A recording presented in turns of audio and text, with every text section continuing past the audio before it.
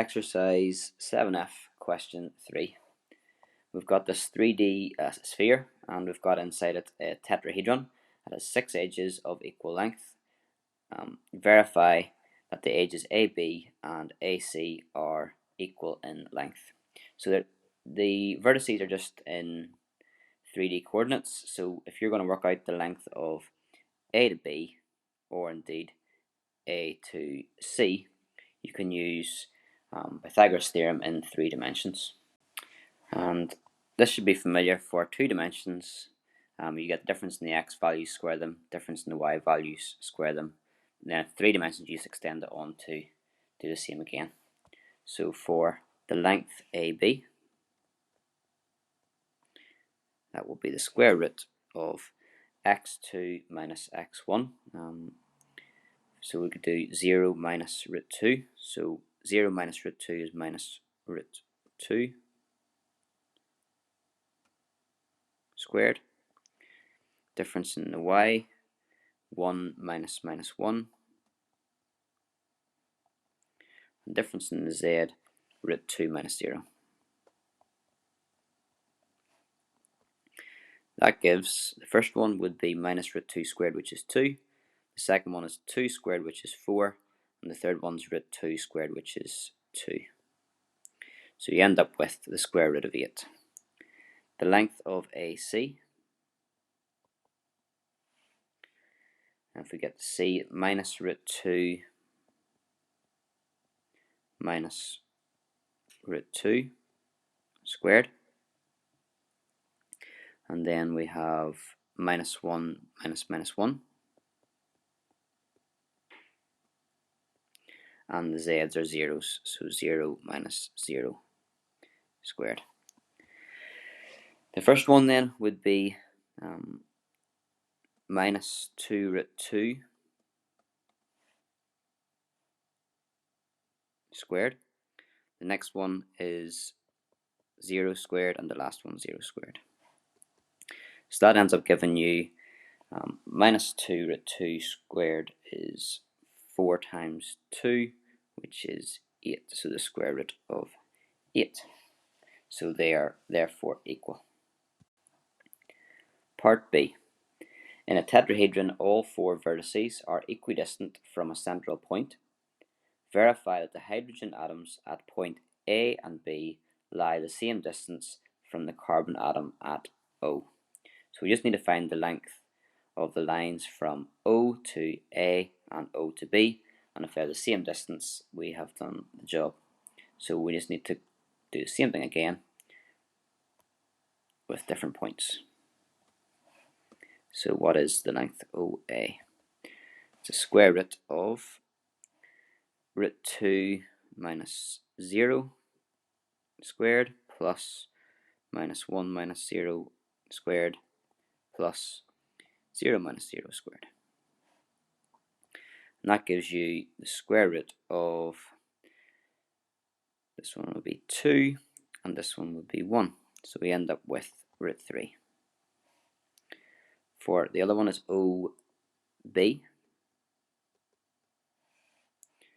and that would be minus root 2 minus 0 squared plus minus 1 minus 0 squared plus 0 minus 0 squared. And you can see there from the pattern that they're the same thing, just with a negative which disappears when you square it. So you end up with, again, the square root of 2 plus 1, which is root 3.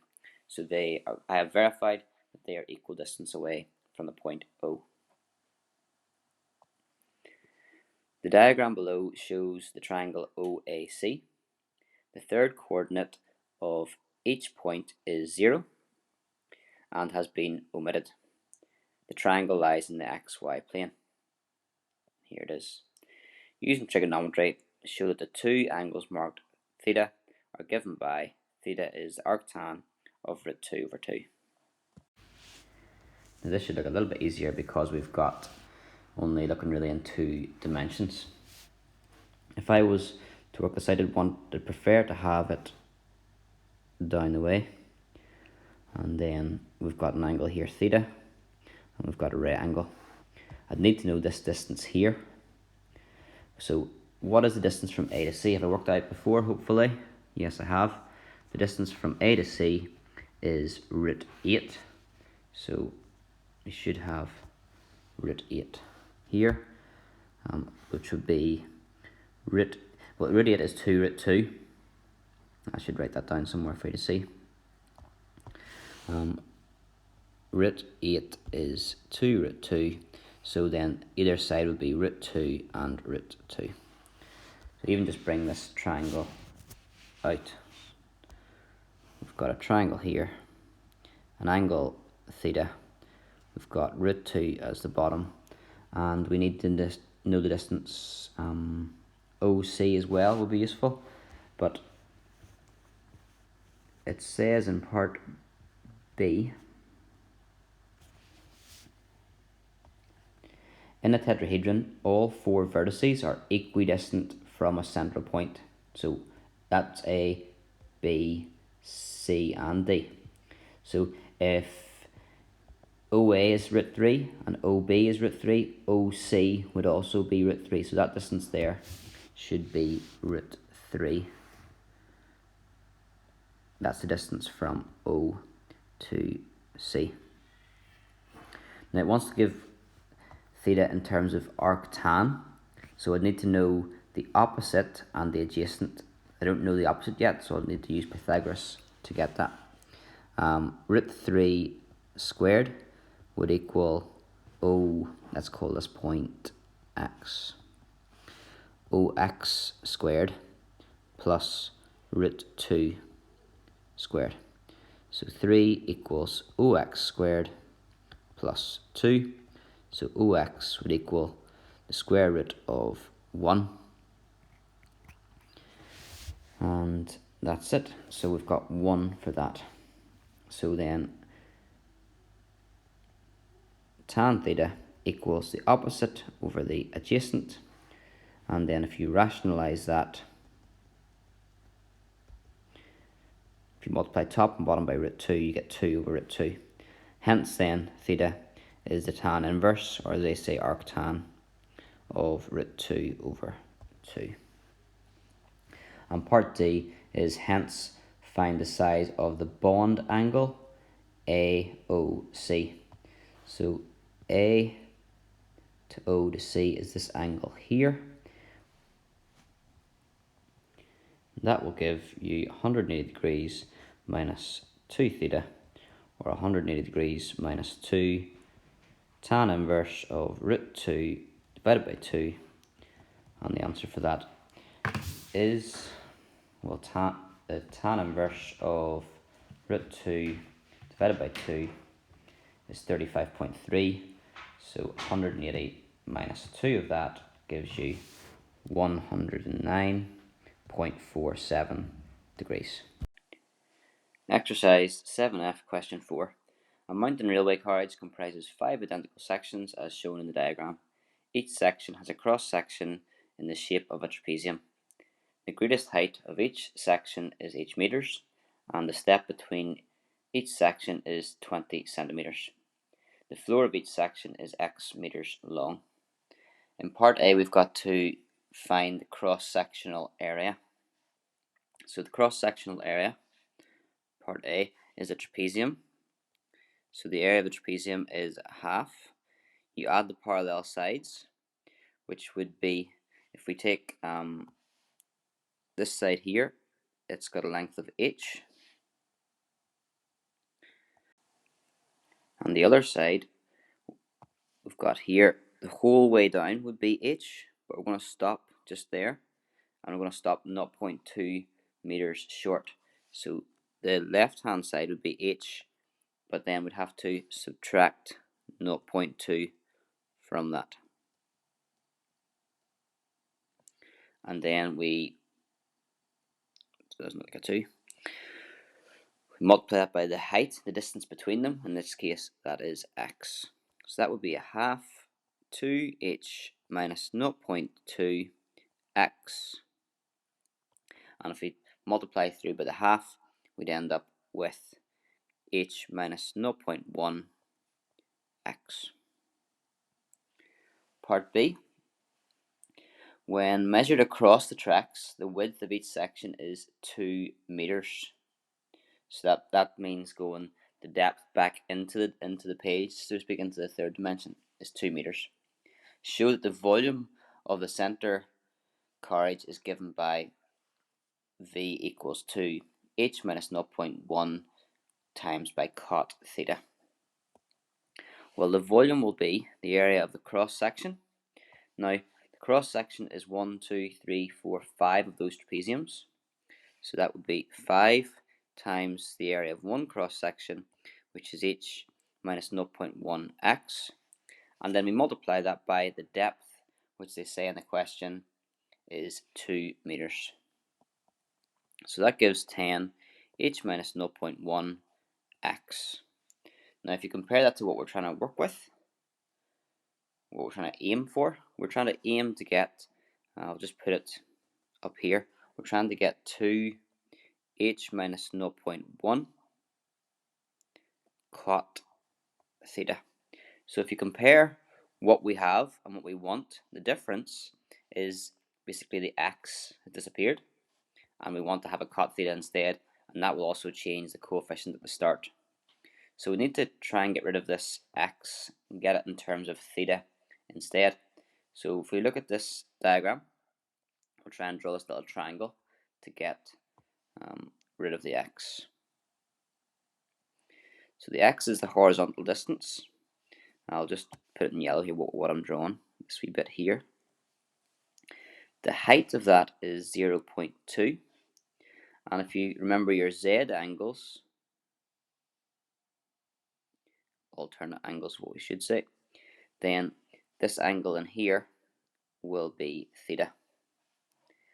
And if we look at the trig ratio tan, we would get that tan theta is the opposite, 0.2, divided by the adjacent x. And if that's true, then cot theta would be the reciprocal of that. It would be x divided by 0.2, or in other words, x equals 0.2 cot theta. And we substitute that in for x. So 10 h minus 0.1, and then multiply that by 0.2 cot theta, and that gives 2 h minus 0.1 cot theta as required. Part C then, we have to find the exact volume of the carriage in terms of h if the angle of the slope is pi over 12. So we're trying to find the exact volume. So part C, we would say 2 h minus 0.1, and then cot is 1 over tan, so I'm going to say tan of pi over 12. Put that in your calculator. Well, you can't put it all in your calculator, you have to keep some of it in terms of h, but we can simplify that and we'll get the h minus 0.1 I'm going to keep out, and then on the top we've got the 2, and on the bottom that is 2 minus root 3. That's the exact volume. They might want to have that rationalized, so just going to go to the side here and rationalize this expression here. Multiplied by 2 plus root 3, we end up with 4 plus 2 root 3 over 4 minus 3. And that gives you 4 plus 2 root 3 over 1. We'll not bother putting it over 1. So if we go back here then, we end up with 4 plus 2 root 3 multiplied by h minus 0.1. And part D,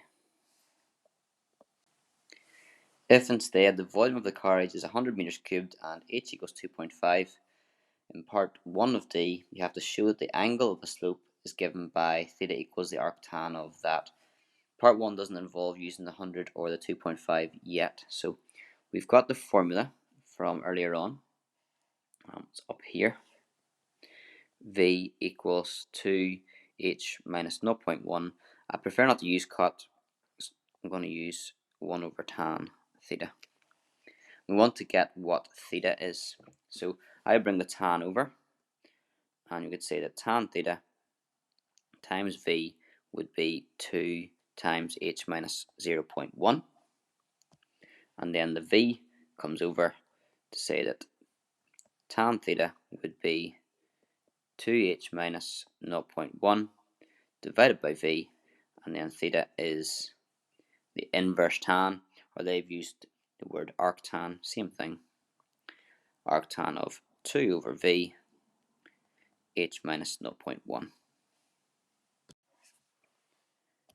Part 2 then is to hence find the angle of a slope in radians. That's using the information they give us in the question then. So they told us that V, if I get there, arctan 2 over V was 100, and h in the question is 2.5. If you put that in to your calculator, you should hopefully get 0.048 to 3 decimal places.